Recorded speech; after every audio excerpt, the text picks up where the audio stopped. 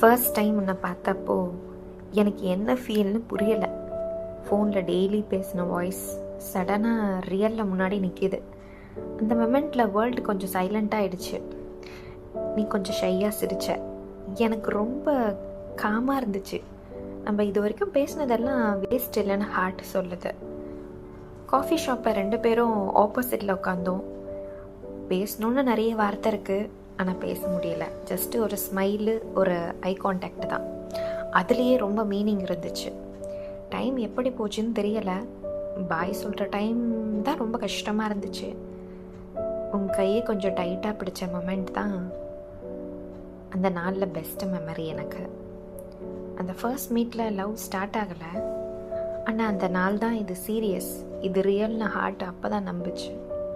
First மீட்டில் தான் தெரியும் ஆன்லைனில் ஆரம்பித்தது ரியல் லைஃப்பில் கண்டினியூ ஆகுமான்னு. இது ஆகும்னு ப்ரூவ் பண்ணிட்டேன்.